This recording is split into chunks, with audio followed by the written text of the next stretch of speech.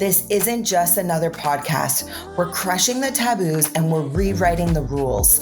It's the space where we normalize women becoming wealthy.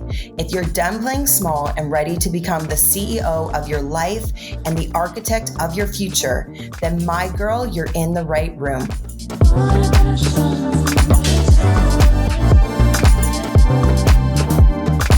Welcome to your wealthy era. Welcome to the Wellthy CEO Podcast. Today, I'm joined by Dani Kagan, serial entrepreneur, mom of two, and the powerhouse behind Mave Chez, the world's first luxury ergonomic slipper brand. From landing a Dragon's Den deal to raising $1 million in venture capital, Dani has scaled multiple businesses while raising her family. We're diving into the real strategies behind her success, from funding and pitching to balance and burnout, so you walk away with tangible tools to apply in your own life and business. Today, joining me in studio on the Wellthy CEO Podcast is a badass who's so humble. She's super humble, but she is a badass. My girl, Dani Kagan. Thank you for being here. Thanks for having me. That's such a nice intro. I'm blushing.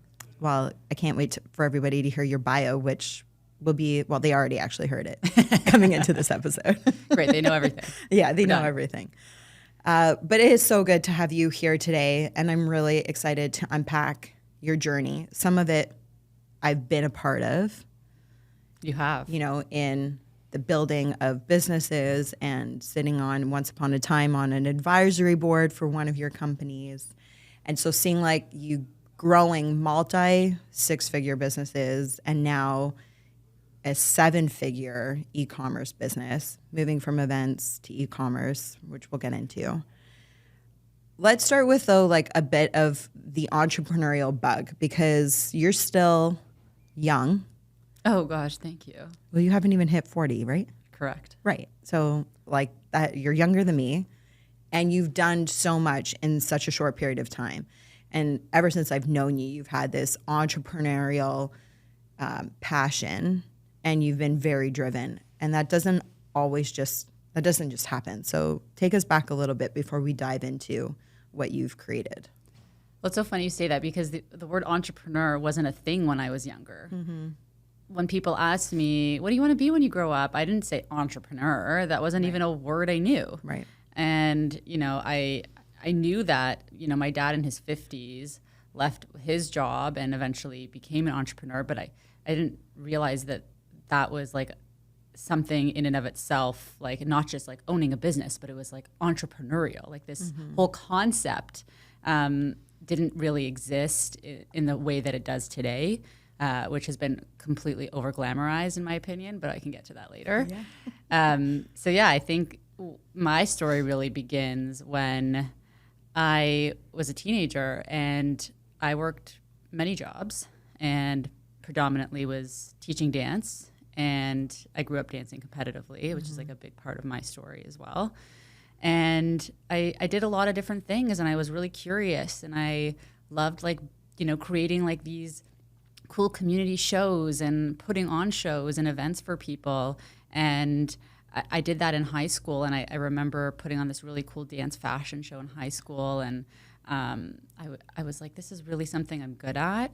And so when I went to university, I was at U of T, where I actually met my co-founder, Victoria, who you know. We've been business partners now 15 plus years. So crazy. So long. Yeah. We're in a marriage. Yes. It's amazing. A beautiful one. Yeah. And we met at U of T, and I was like, I really want to like revamp this like dance fashion show I did in high school. And I think there's like, this has some legs, and like, let's build this into like a community event. And that was the beginning of my very first business, City Moguls. That was like how it started, which ended up growing into this really huge fashion show for charity, where we put entrepreneurs like you on the runway, and really just like made this cool event that really brought the community together for to drive impact. And I was just like a curious person. I didn't actually think that this could become a huge business. I was just following a passion and thinking that dance was so amazing and it could bring so many people together in the arts community. And so I was just like, this is something that I think is really cool. And then I eventually was like, oh, I think I could turn this into a business. And once people started coming to our events, they were like, oh, can you actually do the logistics for my event? Can you guys put together our event? And so that's when we created a second arm of our business, which was another events company. And, you know, we grew both of those businesses simultaneously for 10 years. But I would like to say, I never just went off on my own. Like, I worked for other people while doing this as a side hustle for 4 or 5 years. Right. And I think it was really a big part of who I am today, working for other people, seeing how other businesses are run, bigger, smaller, startups. And then at a certain point, I was like, okay, I can go off on my own now and take a risk. I'm young enough. Like, let's go. I love that. I love that. And I was going to ask you as you're talking, saying you didn't go to school for this, you know, like being in dance, you know, not to say that you couldn't take business or marketing or things alongside of that, but like you didn't go to school inherently for that. And so to be able to even have the mindset, like I can monetize this, I could turn this into a business. And so I actually didn't know that on the side you were working for other people. And so that really was like your education from like learning from them on the house too. And I'm sure you got a lot of the, okay, we don't need to, you know, trial and error this. We can learn from other mistakes or like what not to do. For sure. I remember I was working for the co-founders of Roots for one of my jobs, which was like amazing learning. And I feel like, I mean, I studied poli-sci at school, and I feel like this was my MBA, like working for other people. Right. And so I remember going into the office early because I was like, I have to work on City Moguls for an hour before I get my day started. And like, I just was able to do that at the time. And on my lunch break, I was like calling random people that I had no business calling at the time, being like, hi, I'm putting together this really cool event. You have no idea what it is. I'm just doing it for the first time, but would you like to walk in a fashion show for charity? Yeah. And like, I was just picking up the phone and calling people like on off hours of my job. I love that. And I mean, that's kind of what it is, you know? It's like you don't know what you're doing per se. You try and you figure something out. If it doesn't work, you pivot, you know? But it's like there is no quote unquote rule book on like entrepreneurship, as much as there are so many books on how to build a business and like tips for success. Until you're actually in it, you're like, nobody can prepare you for really all the stuff that happens. Nobody can prepare you for entrepreneurship. You have to get in the mud. Yeah. You have to get in the mud because you can plan and plan and plan and listen to all the books and do all the talking to people, but eventually you have to make a decision to just do it and sit in it. And that is genuinely the best way to learn. So you took a risk on yourself where you felt that you were finally ready to like, I don't need these other side hustles or these other jobs, and I want to go in. I want to go all in. Is there, when you look back, is there anything that you would have done differently? It's so funny because I'm just thinking about a moment when I was working at an experiential marketing company. Yeah. And I was so ready to leave. I was like, can I swear on this podcast? Sure. I fucking hate working for other people. And I worked for people who weren't great mentors. So I think that was like part of like the push to get into entrepreneurship. Because I was like, I got to learn how to be a better mentor and leader. Because like this leadership is like. No bueno. No bueno. Yeah. And so I remember leaving because Vic and I were like, we're going to start a dance competition. And we did this like photo shoot, and we started calling competitions and studios, and we started doing all the legwork. And I was like, I think this is going to work, and I'm going to leave my job. And like 4 months later, that entire business just crumbled. Wow. And I was like, okay, this is like a good learning lesson. Like, what did I learn here? And I think the biggest learning lesson from that moment was that I was doing too many things. Right. I was still running my 2 other events businesses. And then I was like, oh, I can just like make this another arm of this business because it's events, it's related, but it's not ever just like, if you're going to do another business, it's got to be all in. Right. You got to be 100% all in, and you can't be losing focus between multiple things. So I think that was like a big wake-up call for me, that I cannot do a lot of things at once. It takes away your attention, right? Like you can't, as much as women, like we're like the queens of multitasking and we do it very well. Yes. But I think when you're in business, it's very different than in life, multitasking and in business, especially if you're building something, right? It's like your attention, the most attention you can give to something, the better, right? Versus splitting your time, splitting your energy, splitting your capacity is really what you're doing. Yeah, like I think as a mom, I can like hold the baby, watch my toddler as she's like, mommy, watch me jump on my face. Yeah. And like feed myself and like maybe like be breastfeeding at the same, like that's amazing. Like I can do that. Yeah. That I can do. Yeah.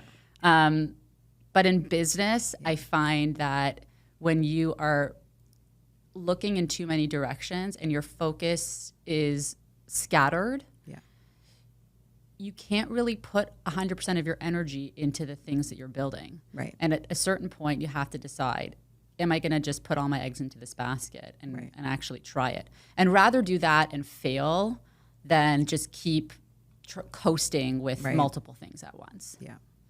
So, I mean, kind of on that thought, you made a really big shift from events to e-commerce.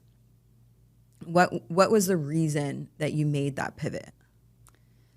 A few things, but the catalyst was for sure COVID. I mean, all of our events just halted. Yeah. Had an amazing mentor who was like, I don't think your events are coming back anytime soon. Don't be naive. Right. And sit on your ass and do nothing. Right. And think of something else to do. And I really always did want to build a product. I loved fashion. I loved, the idea of someone wearing something that like I designed or built. And I loved the idea of making money overnight. Like e-commerce was so cool. Like you just hear like a ding at like 11 o'clock at night because like someone bought something. I just thought that was super cool that you could build things and make money by like not being the actual service person yourself. Right. And I also love the idea of building like a women's brand. I feel like I just like love women and like I'm so raw like feminine energy. Yep. And I was like, I think we can like build something around all of these things. And then I got pregnant and I was like, I'm having really bad foot pain and lower back pain. And I have a podiatrist friend and she came over actually really on in my pregnancy.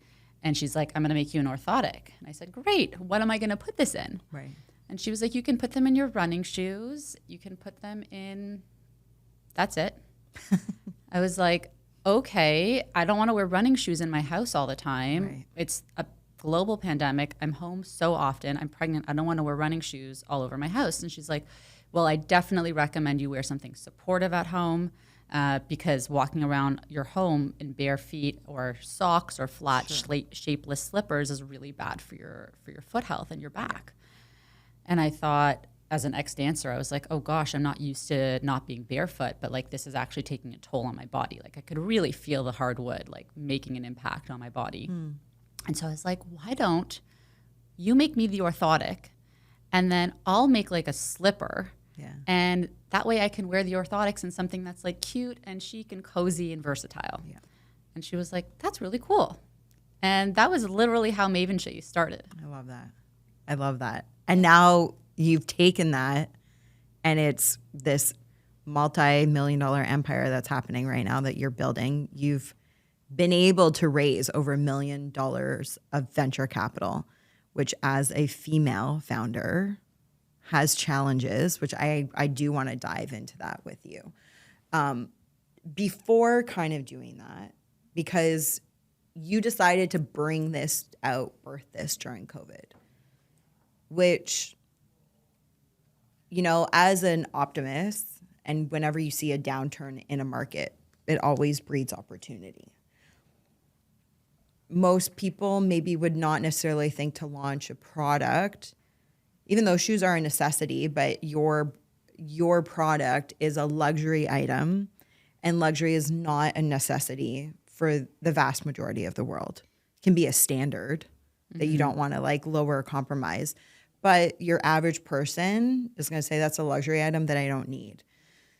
So I would love to know like your mindset around the vision that you had to have, almost like what's the word? You'll laugh. I had Tanya on with her co-founder Zoe. Yeah. And she was like, we were absolutely delusional. And Yes. it was the delusion that like, you don't realize how delusional it is until like you look back and you're like, that was crazy. Yes. Like, is any of that in there? Or Oh yeah, Tanya and Zoe and I talk about this all the time. Like, okay, you have to be a little delusional sure, about your vision, yeah, especially at the beginning, because you have to bring people on board who are, you have no product, yep, you have really no business plan, and you just maybe have like a drawing on a napkin, which is what I had. yeah, So you really have to be a little nutty Yeah. and a little delusional in the best possible way to really get people like into your vision and into the brand and what you're building, right? yeah, And I think we were a little bit of that, which helps a lot. yeah, And I think we were also really ruthless about speaking to a lot of people. And I called so many people those early days, and I asked women about their foot issues, their back issues. I spoke to osteopaths. I spoke to chiropodists, different types of podiatrists.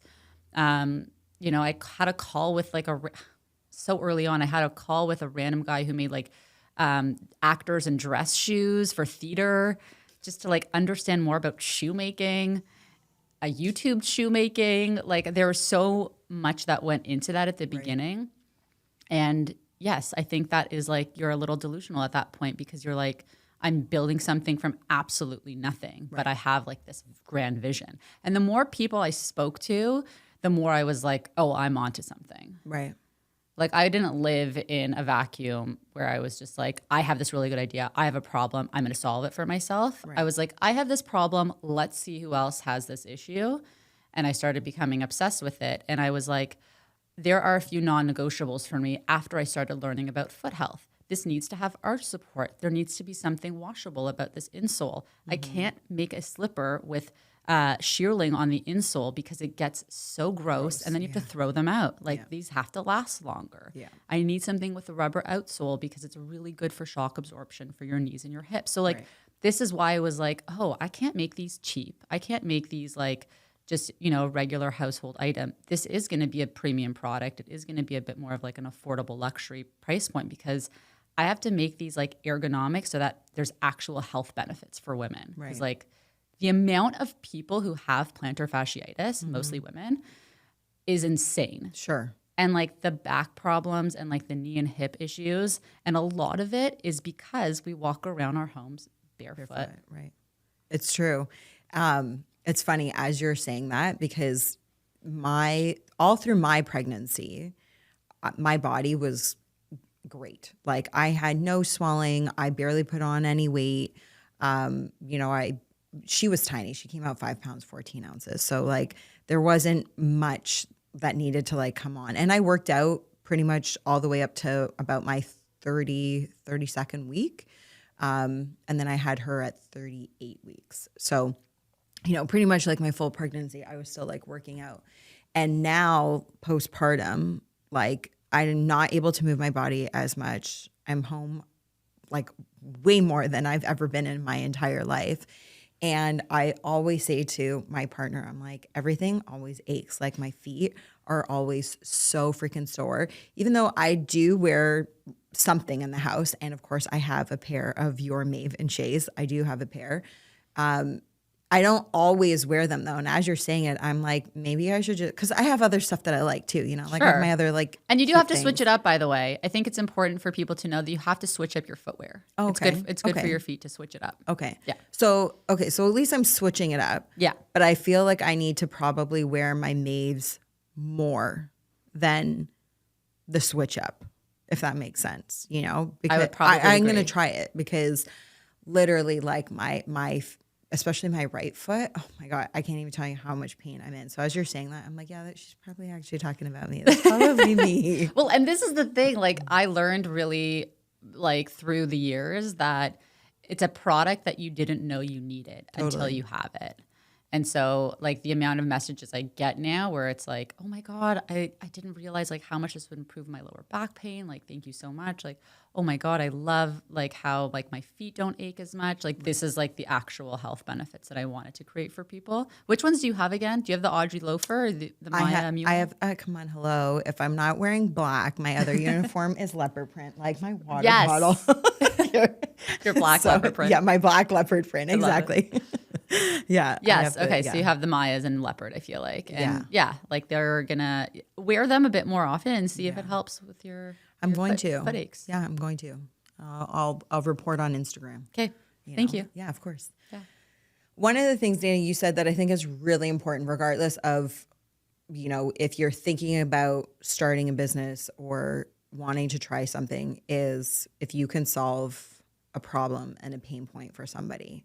And we all have our own issues and problems. Like you just said, like I was experiencing this during pregnancy.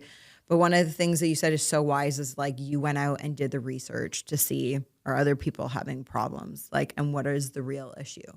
And so I think that's a good like takeaway for people, that if you can solve a pain point, if you can solve a problem, you have a business.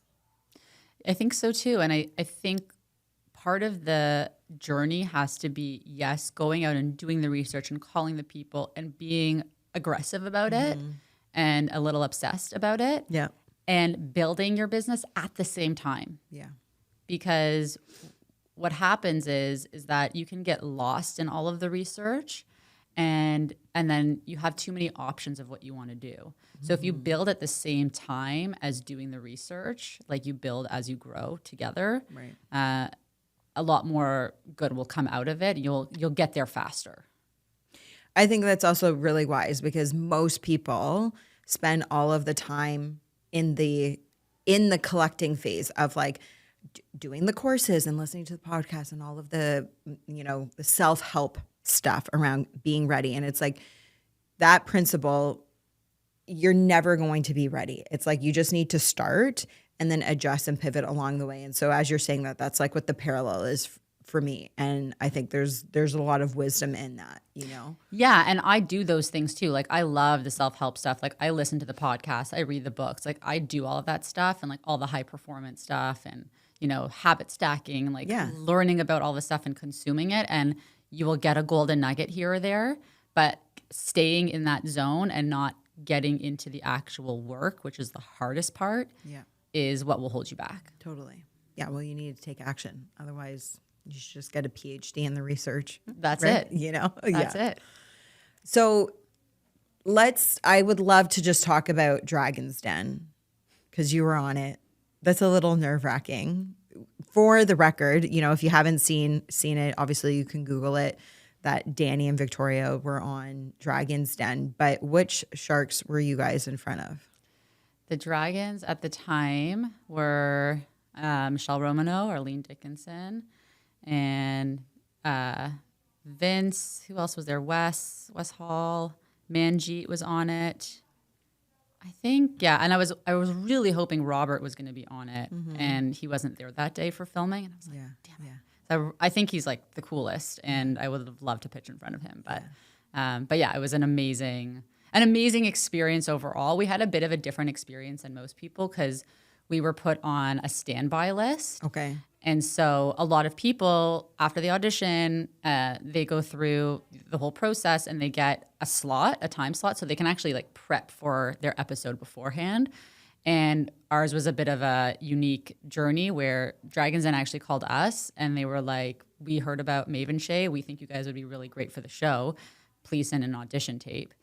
And me being me, I freaked out and was very nervous because I thought we were too early on. Right. And I've watched the show since I was very young. Yeah. And I thought, oh my God, we're going to get annihilated if we go on too early with, too high of a valuation and not enough sales. And then I thought, Dragon's Den doesn't just call you every day. Never. Yes. Yeah. I was like, we have to take this opportunity. Yeah. It's being handed to us. Yes. So and regardless, you're going to learn something out of it. For sure. Nobody wants to be annihilated, but like you're going to it will propel you forward no matter what. For sure. But right? it is a really big risk because that media and that episode lives there forever. Yep, that's true. You can't go back and change it. Even if you skyrocket your career, right, it still lives there. And so it is a big risk. And I thought we got to just take this risk. This won't just happen to us every day. Yeah. And so we sent on the audition tape. We got a notice that we would be on like a standby list. So a week goes by, 3 weeks goes by, 6 weeks goes by. We're like, okay, we're like we're prepped enough if they called us, but I don't think they're going to call us. I think the filming's almost done. We launch our online store on a Wednesday, and we got a call on the Friday. And that was the first one, obviously. That was the first like launch, like public facing launch. Yeah, the launch that you came to, our launch party. Yeah. Yep, that was it, the Wednesday. Yeah. We got a call on the Friday. Hi, can you come down to CBC in 2 hours to film? Just like that. And I was at my warehouse with like a hat and sweatpants on, like counting inventory. And Victoria lives in Burlington, not so close to Toronto. Right. We said, yes, we will be there. Yeah. And I put on like it's old stinky like black blazer, like old jeans. Like I had nothing cool to wear. I was so annoyed. I was like, I couldn't like prep my outfit before this. Right. Anyway, we go there. We have this really minimal setup. So if anyone watches the episode, it's on season 18. You'll see we have like nothing really displayed. And we got there. They mic'd us up. They like pushed us into the den. And it was so great actually because we didn't really have time to get nervous. Right. And we had been pitching already because we were raising some capital. And I was like, this was actually a blessing in disguise. Like we looked really normal and, not like overstyled, which I think worked to our advantage. Sure. And honestly, like we didn't have time to get really nervous. Like I wasn't as, I think if I had known, oh my God, my episode's coming in like 2 weeks, I wouldn't have been able to sleep for weeks. Yeah. And then we pitched and you're in there for like an hour. Yeah. They show about 5 to 7 minutes in your final with all the editing. Yeah. And got an amazing deal with Vince and Michelle. And Michelle's been amazing. Like she's been such a champion of the brand. So I love that. Yeah. So good. And just for context, like, because I know you said you felt maybe it's too early. Like, what does that mean? Like, where were you guys, besides just saying that you launched the store, the online store, but what does that look like behind the scenes?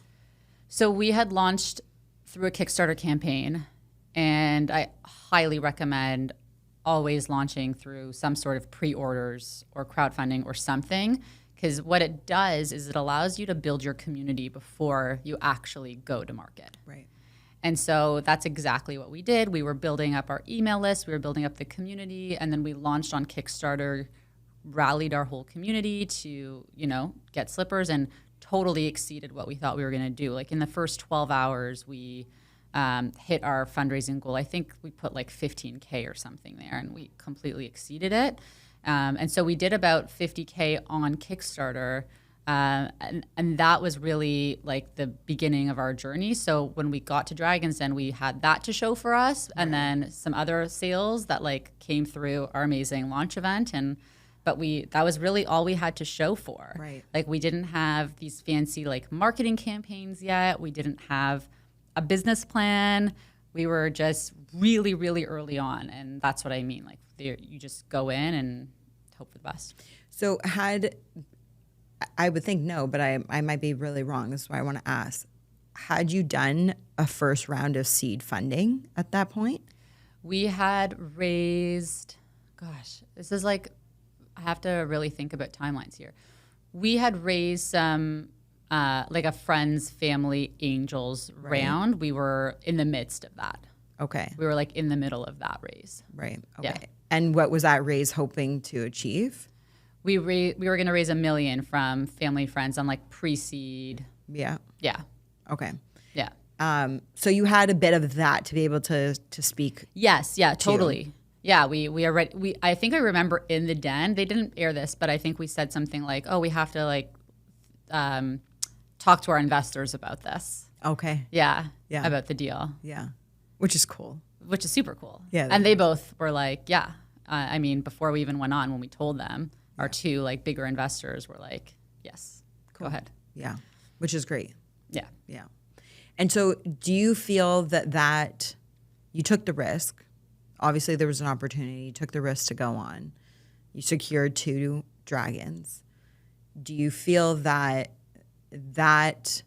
if you didn't have the deal, it would have been much more difficult for you afterwards to raise the rest of the venture capital that you were seeking to do? I don't think about that often. I think maybe it would have impacted it. I really do think it, because we got the deal and we could say that we had the deal and we were on the show, that it did give us the momentum that we needed. Right. Yeah, I don't know. It's a really probably like credibility of confidence to other investors. I think that's really what it was. It was the credibility. Yeah, which is amazing. You know? Yeah, like that's what we wanted. Like at the end of the day, this is all publicity. It's PR. It's it's amazing for your brand. So one of the things I speak to a lot of women about, and I know we talked about Tanya and Zoe earlier, but there are other female founders that came on, and Zoe was in the venture capital space for so long too, and just how hard it is for women to secure capital. Did you have any of those kind of experiences for Mave Chez, or still do? Yeah, still do. I think it's a combination of the fact that we're also CPG, which is like, I think it's harder to find people who like this space and invest in this space willingly. Right. We've just encountered a lot of people who are like, I only do SaaS, I only do tech.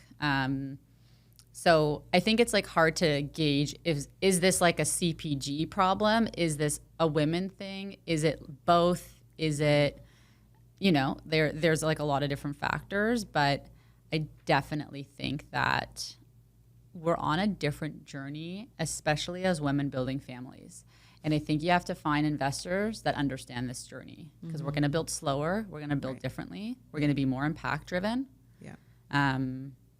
There's a lot of like pros to it, but a lot of investors are looking for speed, of course, and scale, really fast. So I think what we learned really early on, having a male investor who had kids, having a female investor who had kids, who were both not even in the CPG space, just loved what we were building and believed in our vision and believed in us as founders, was the key.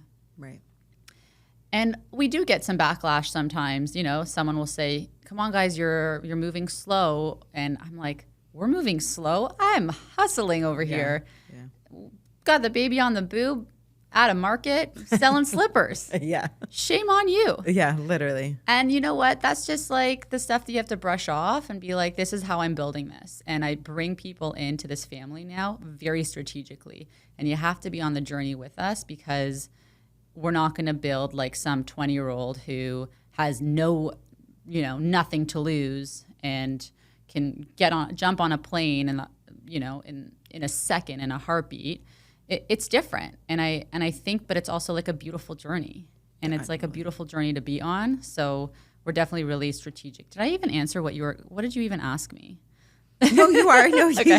You're so cute. I'm like, I'm on a tangent right now. No, it's good. It's good. But this is like the tangent is like, you really need to be careful who you're bringing into your world, because it's hard to get rid of people, and you have to be really clear with your vision. Yeah. And that's what I think we did really well from day one, is we were really clear with who we were as people and what we were trying to build, and that we were scrappy and, all the amazing things that you want in a founder, and also like have kids and want to raise like good humans and not be away from them 24/7. It's funny, as you're like, am I going off on a tangent? I'm like, no, it's all good stuff. And one of the questions I was going to ask you is like, what is the advice that you could help women prepare for having not just these type of conversations with investors, but you answered it in a way where it's like, it's actually before you even have those conversations, talking about, we're going to build slower, we're going to create more impact. Family is just as important as building this business. And it does look different, because the speed, ROI, exit is not the only thing that's important for a lot of, you know, women who are moms, you know? And so in that, I was going to ask you that, but you kind of answered it. So I'm like, I don't know, like keep going. Well, I think there's another part of that too, in the sense of like when you're talking about speed and exit and all this stuff, it's like, what do you want as a founder? Like, what is your end goal? Because if your goal is to exit, or if your goal is to sell, or if your goal is to build a legacy brand that you want to be a part of and pass this down to your kids and have your kids come work for you, like just know what you're building. Right. Understand what you're building so you understand if there's what your finish line looks like, even though I shouldn't even say that because I don't believe in finish lines. I feel like this is just a continuous journey. Yeah. But what does it look like for you in terms of where you want to go? Mm-hmm. And being really clear about that and going inward and being like, what do I want? Yeah. Because not everyone wants to build these huge, massive businesses. There are a lot of really amazing, like $25 million businesses. Right. There are some amazing like other shoe brands that we look at that are like $50 million businesses that are incredible. Right. And again, like for some people that's a huge business, but I'm comparing that to like, you know, the $1 billion business. Yeah, sure. Yeah. Or like Nike or whatever, sure. You know, it's like, yeah. Yeah. There's a big runway. Yeah. Like, you know, there's lots of different types of businesses you can build. Yeah.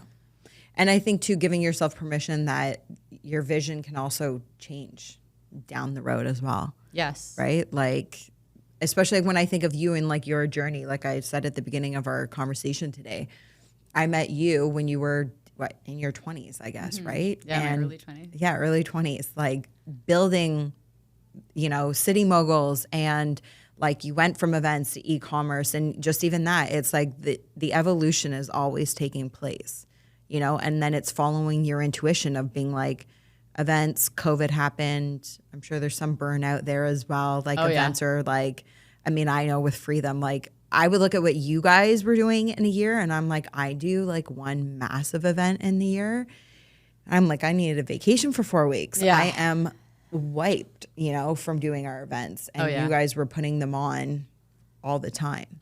But I feel like I was also so burnt out. Like COVID for me was actually a big blessing because I was like, I was super run down from all the event stuff. Yeah. So not to say that I'm not run down now, being a mom and running a business, but it's a different type. It's different, yeah. And I'm much more I'm much more conscientious of like how to spend my time now, and when burnout like is coming, like when I feel it coming, like I have my tools that I take out of my toolbox and use so that I don't get to that crazy place of being like, I need the vacation for 4 weeks. Totally. Yeah, you want to build a life you don't need a vacation from. Like, that's the idea, right? You know, just like have vacation. I mean, vacation now is like, you know, with kids is like not vacation. So it's like, how do you find like hours in your day, you know, to have like mental breaks? But mental breaks, but you know, I also think it's like, and I'm still so new at this. Like I'm 9 months, and I hear a lot of women, and there's zero judgment to it. Like every child is different, every journey is different, every mom is different, you know. For me, and I don't know if it's because I'm 40 versus having kids in my 20s or in my 30s, which would be a very different experience. You know, I think when you have the perspective that like life is beautiful in the as is, like this is like where you're supposed to be right now. And this is one of the hardest lessons I learn and relearn on a daily basis. I talked about it on Instagram today coming here. Okay? Love that. I wake up at 6:30 in the morning, or whenever Koa wakes up. She wakes me up. So whenever it is. But right now she's hanging out around 6:30 is usually her wake up. And it's like 10 to 2 and I'm like, oh my God, like what have I done today? You know? And being in business, we have all of these expectations that are real, right? Like things like have to get done. And my only job right now really is her, and she's my priority. And so it's like, however the morning flows, like I got to do a workout today because she napped this morning. Like I don't sleep train. So, and some moms have major opinions on that, which I'm not asking for it and I don't care. Just say that. I also like, didn't, you do but you. like I know so many people that had to because they just like their kids were different than mine. Yeah. And that's a bigger conversation for a different day that I have my own theories on that we could talk about, But some days, like this week, she hasn't really napped. She'll like more sleep like in the car, or she naps on me in the moment I've got 6.5 minutes before she wakes up, like after I've transferred her to like the bed or whatever, And so I was like, I don't get to do my workout, in the mornings, or I don't get to do anything else. And so and I'm saying all of this to say like vacation, yes, it is so different. I've taken her to Mexico. We went there for 2 weeks. I was in Colorado with her. We just came back from Costa Rica for 2 weeks.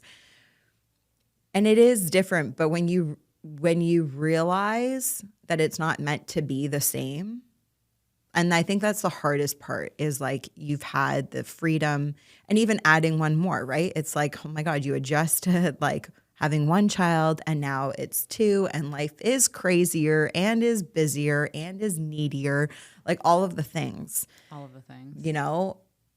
And like that's how it's supposed to be, You're in a season. Yes. We're in a season of small children. Yeah. And it is so precious and beautiful. Yeah. And it is not forever. No. And I think that's part of the adjustment of becoming a parent too, when you're not like, we don't get these, like, we don't get prepped at all to become a parent. No. You have to prep yourself. Yeah. And I think part of that is like doing a lot of internal work. Yeah. And I feel like for me, I really didn't realize how much I needed to do that like prep work on like, okay, my life is going to change. It's going to be really hard, but this is like a season. Yeah. And it's going to be also amazing. And like the chaos is beautiful, and like the messy house is like beautiful. Yeah. And I do listen to like other people. I have a lot of people in my life who have older kids who I'm friends with. I love like having friends of all different ages. Like I have a friend that's 23. I have a best friend that's like 40. I have amazing other women in my life who are around me. And I feel like for like the women who have older kids, they come over and like see Eden or see Aria, and they're just like, oh my God, like hold these babies so close. And they put it into perspective for me. I like have a quick check where I'm like, oh my gosh, thank you for putting this into perspective for me, because today I just forgot how amazing this chaos is. Yeah. Yeah, because it's going to be gone so soon. And I even spoke about that on Instagram. I'm like, these moments are going to be over in a blink of an eye. And so it's like, that's all I want to do. So it's like anything else can wait, And me and my husband say this all the time. We're like, when we look at each other and we're exhausted, or like one of us had to fall asleep with Aria. Aria's 4, and like sometimes like she wants someone to like lie with her while she falls asleep. Yeah. And like one of us will come out of the room looking like exhausted. Yeah. And we just like, one of us, the other one will say, remember, these are the good old days. Totally. It's so true. It's so true. Yeah. If this episode is lighting you up, could you please take 30 seconds to hit the subscribe button and drop a quick review from wherever you're tuning in from? It's how we break the algorithm and reach more women who need to step into their wealthy era. This isn't just a podcast, it's a movement, and your support pushes it further. So let's dive into motherhood like for a little bit as we kind of like wrap, because I think, you not just like birthed a business, you birthed a human, like because of you being pregnant. Like if you weren't pregnant, who knows if during COVID, even though we were home, who knows if you would have had the same pain, on your body. And so you being pregnant, deciding like, I'm going to talk about life change and everything you just said. And then also doing a pivot from business, yes, but like going from events to e-commerce, service more based to product based, and then being pregnant, becoming a mom, life changing. Like that's wild. It's a lot. I feel like I don't know anything else now. Yeah. I'm like, oh, I'm just building a business while I'm birthing humans. Yeah. Like that's just what I'm doing. Yeah. And I think it's also really amazing because there's no good time to start a business. Mm-hmm. And so had I waited and been like, oh, I'll wait till she's a little bit older and it's easier. Like it doesn't get easier. It only gets harder. Yeah. Like, the saying, little children, little problems, big children, bigger problems. Yeah. So I was like, we're doing this now or never. Right. And I'd rather try this and do it and it be crazy and be chaotic and, be tough. Like, it's not easy by any means. But I'd rather try it and do it than like put it off. And I feel like there's so much beauty in like having these tiny humans while you're building a business. Like, yeah. And watching you, they're watching everything that you're doing, so totally. Like, it's a beautiful example for children to witness as well. And that you get to be there. Like, as an entrepreneur, like, yes, you're still like out everywhere and like flying off to New York to go do another thing. But like, you're able to be more present than if you were working for corporate or if you were working for somebody else where you're like gone out of the house. Yeah. And listen, I don't get like the traditional mat leave and it's, it's very different. And there are times and moments in my life where I look at people and they're like with their kids and like doing cute things on like a Wednesday. And I'm like not with the baby right now. Like, right. She's 6 months, almost 7 months. And I'm just like, oh, that's like crushing for me. And then I think I really, really quickly get back into check thinking that's not what I want for my life. Yeah. Like, I really love building. I love being creative. I love like, I know this sounds crazy, but like putting out these fires every day. Like it's insane what I do in a day. Right. Like people have no concept of what entrepreneurs do in their day sometimes because it's actually insane. And like we're figuring out, I'm doing things like from customer service to like 3PL management to like someone on my team is sick and someone has to step in. And like you're thinking about the admin and the invoicing. And then you're like, we got to raise more capital right now. We need to find a loan. We need to change banks. I need to like figure out why the insoles are like rubbing on someone. I need to go to the manufacturer right now and figure that out. Which is in Brazil, which is in Brazil. Yeah. All ethically made. Yeah, not around the corner. Yeah. Luckily, we're on like a similar time zone. 12-hour flight. Like, yeah. Oh my God, it was like 15 hours and 3 legs to get there. Yeah. It was insane. But it's like all of these different things. And like it sounds kind of crazy. And it's like, who would want to do that? It's like, I actually love doing that. Mm-hmm. And I love that journey. And I do think like that's the trade-off that I've created for myself. Like, no, I don't get to go to like the farmer's market, like, randomly on a Thursday if I'm in Vancouver or New York or whatever with my kids. But like, I do that whenever I want. Right. Like if, I need to like take the afternoon off and be with the baby, I'm with the baby. Block it. Yeah. You block it off. Yeah. And like, that's the trade-off that I have decided that I want for my life. And yes, it comes with so many things. Yeah. We don't get the mat leave. We don't get the fancy like biweekly payments. Like I haven't properly paid myself in a very long time. Yeah. But like I'm in for like the long haul. Like I'm in for like the big vision. Yeah. And I think like life this way, taking risks is way more fun. So to a mom listening, or somebody that has a family, you don't have to be a mom. You can also be a dad too, listening to this. What structures would you recommend that you would advise to a mom, to a partner, to the family unit in place that gives mom permission to build and create, but also still find balance to be a mom and to be present?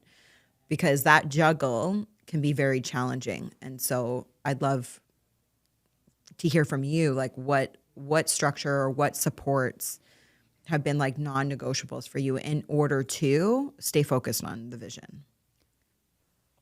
If you want to run a business and you want to have kids, you need to build your village. Mm. And the village for me is an incredibly supportive partner who's not an entrepreneur. I highly recommend that. Yeah. There's like some steadiness in my life because I know that he's not like taking all these crazy risks as well. Sure. So I think that's been really helpful for me and my sanity. And he is super hands-on. Mm. Like there's no world in which this is traditional old school values. Like we are a team. We are 50-50. Some days I'll be 80%. Some days you'll be 80%. Right. Like I just went away for 5 days to Vancouver and again, just being a mom, I did a lot more of the planning of who's taking the kids when and who's doing pickups and lunches and all this stuff. But he was there every night and woke up with a baby and gave her a bottle if she needed it. And so I think like the supportive partner for me is like key. I have a nanny now. Like it is game changing. No kidding. I was like, I cannot believe I did this solo the first time. Yeah. And maybe I had more time because I was like still in the research and development phase of Mave Chez. Like we had started the business, but it's not the beast that it is today. So I think maybe I lucked out in that way and I had the time, but to build slower. But oh my God, the nanny right now is game changing. I love her. Mm-hmm. I love having someone that's not just obviously doing childcare, but like the house is cleaner. Like I don't need to think about my laundry. And like these are things that as an entrepreneur, you really have to outsource. You do. Yeah. It's the only way. Yeah. And so having her has been amazing. And then like calling in all the grandparents when you need all this extra help. Like kids are really a lot of work. And they, again, as they keep getting older, they need more. Like my 4-year-old really needs a lot. Like she's off school for an entire week for some Jewish holidays. And I'm like, oh my God, she needs stimulation. She needs to go out. She needs to do things. Like you need to call in like the friends and the family and the uncles and people and the aunts to like really help get them out of the house and do things with them. So I think it's just really about like the village that I've built and also like surrendering when I don't have anyone to help me. It's like I have Victoria. I have an amazing co-founder. I have an amazing team. Yeah. Like it's small, but it's mighty. And it's like, guys, I'm offline today. Yeah. The kids are sick or we're going out or I don't have help. And that's how it goes. That's how the day goes. Yeah. And I'm not curing cancer. This is what I tell myself. Like, yes, my slippers are changing lives. Of course they are. Yeah. We're building a beautiful global empire. That is the goal. But at the end of the day, I'm like, no cancer will be cured today with what I'm doing. It's okay if I'm offline. Yeah. And I always say, like, your problems will still be there for you when you wake up. You know, like, meaning go to bed, like, give yourself rest, because tomorrow, like, that problem will still be there, you know, and the world will still be fine. Or you have someone on your team that fixes it for you, of course, even before you get there, because you've built systems and people who will do things for you. And like, believe you have to trust them. Yeah. And that's a huge thing, you know, being able to, know that you've hired people that you can trust, which comes with time. But that comes with a lot of time. Yeah. You know, but that is how you scale and build, because you at some point need to let go and know that like it'll be handled. And only if you're needed, you're going to hear about it.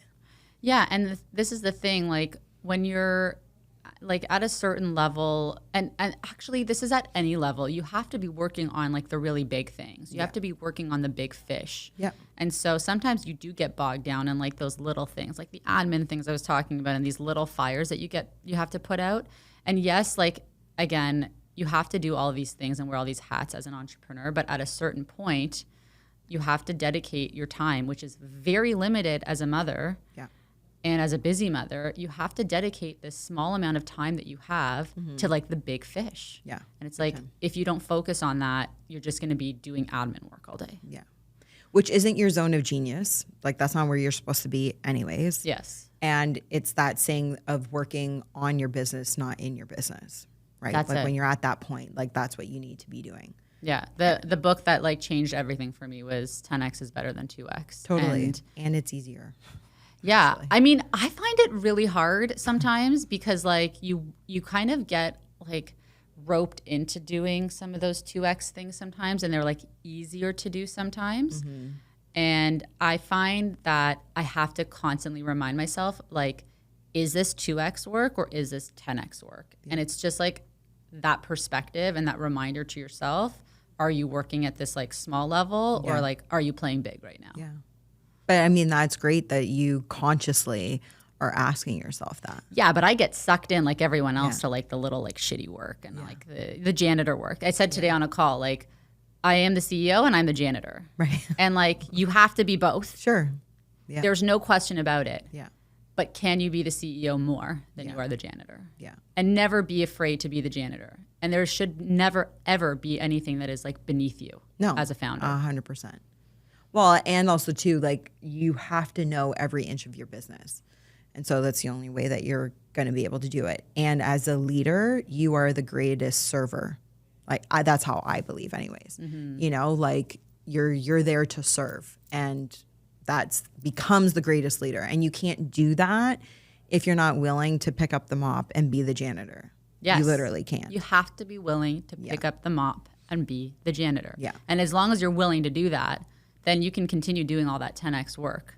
But you just have to be willing to do that, because the day will come when they're like, pick up the mop, pick up the bucket. There's shit on the floor everywhere. And if you're like, I'm the CEO, like I'm the founder, like I don't do this, you will never succeed. You won't. I mean, there are those that do, you know, there are those. But loyalty and retention is not something that you'll ever have. It's always a revolving door, because people can only work for somebody like that so long. And the vision you hold, it might be good. Like they might see it, but it becomes it's not theirs, and they don't want to invest into that because of what you just said. It's like if you think you're too good, you're like above that, you're above them. You don't ever create loyalty and retention. Like people don't want to work for somebody like that. Yeah, you know? and speaking of leadership, what you were saying earlier, like that is like leadership. Like it is. Like when my team sees me packing up boxes and like, you know, doing quality checks and like going to the warehouse and doing these things, like they see how invested I am also in the business. Yeah. Right? Like this is not just, oh, I want to, of course, there's a huge part of me that's like, I want this to make a lot of money. I want myself to make a lot of money. Yeah, of course. Like this is a huge part of it. And also like, I love this craft, and like, this is important work. Yeah. It's also a good thing to be doing that regardless. Like I did say, I really believe as a CEO, you're like the chief server. Like that's your role, like first, because without your people, you have no business. Like you have a great idea and you can execute a little, but you're never going to be able to grow and scale. You need people. So yes, you've got to be a CEO to be able to drive the business and do all the business stuff. But without a team, without people, you're a one-man show, a two-man show. And so for me, it's like you're the chief server first and then everything else. And when people see that you're doing that, and also too, how do you know how to change and evolve and pivot if you're not going and cleaning the corners once in a while? Because if you're not paying attention, that's like where things even start to like crumble, or things happen in business where people are like, I had no idea that this was happening in that department. It's like, well, yeah, because you never come there. You're never there. And you have an operator or you have a manager of that department, but still, like, you don't know the faces. You don't know what's on the floor. And so there's also that side outside of just being in service to and not being better than. It's like, know your business, right? Totally. So I feel like we could go Joe Rogan. I feel like we could keep talking. I know. I feel like we're like scratching the surface. I know. And I'm like, it's good. This is deep. This is really good stuff. I'm like, okay, somebody should bring us in some coffees. Yeah, and then we like continue for the next hour. I know. No, this is great. And thank you for this conversation. I feel like it's so important to talk about like leadership too. And I don't know, I struggle sometimes because I think so many people like see the fancy like founder who's like made it all the way, and like, you know, like this is so we'll go full circle here. Tell so me. At the beginning of this podcast episode, I said something along the lines of entrepreneurship is overly glamorized. Yeah. And why I say that is because you do see a lot of the founders on Instagram, on social, in the news that have quote unquote made it. Yeah. And we're hearing their stories and it's so inspirational, but like we're not seeing a lot of like in the mud. Right. And I think what founders are doing now, which is great, is like they are showing you their journey now more than ever. Right. And showing you like how they're building as they're building. Right. Which is like unbelievably great for a lot of people, because we're like, as consumers, getting like a taste of what people are actually going through as entrepreneurs. But you really, like, for the most part, you just see this like fancy idea of like what it means to be an entrepreneur. And I think that like what we forget is like, if you want to take this road and this journey, like also you're going to be a leader. You're going to be a role model to people. Right. You might be a mentor to someone. So like, who are you at that point when you get there? If you get there, you know, on your journey, who are you as like a leader? Like, you're not just now someone who's built a big business. You are stepping into a role of leadership. Yep. I agree. On a much bigger scale. So it's like the work you do as you grow on yourself is hugely important. I love that. Such a powerful way to end, because doing the work is everything. And it's continuous. Like, it never ends. Even if you make it, when you make it, I should say, to being that CEO, that in that leadership role that you're wanting, it's going to be a whole new evolvement that's going to call you to level up. And you're going to have to do the work. Like, we're forever doing the work. Yeah, you don't just like get to a point where you're like, I've made the millions of dollars and now I can like work out and eat healthy and like have really good relationships and see my friends. Like, if you don't see your friends now, you're not going to have any friends at the top. Exactly. Yeah. No, 100%. And well, it's going to get smaller.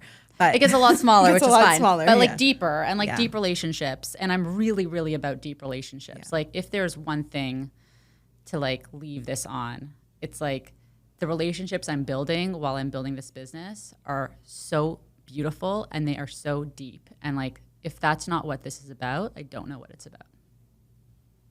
I love it. Dani, you're the best. Shae, you're the best. Thanks for coming on today. Thank you for having me. Yeah. How badly did you want to try a pair of these incredible Mave Chez slippers, as Dani was talking about the science and the intentional design that's gone behind each of these slippers? Well, you're in luck. After the show, she said, let's give everybody 20% who wants to get a pair. So head over to mavenchez.com and use the code Wellthy CEO to claim your 20% off of your first purchase. WELLTHYCEO.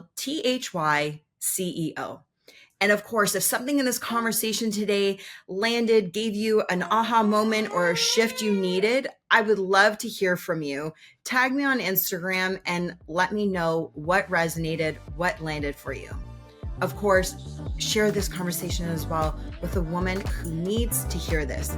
The more we lift each other up, the more wealth we can all build together.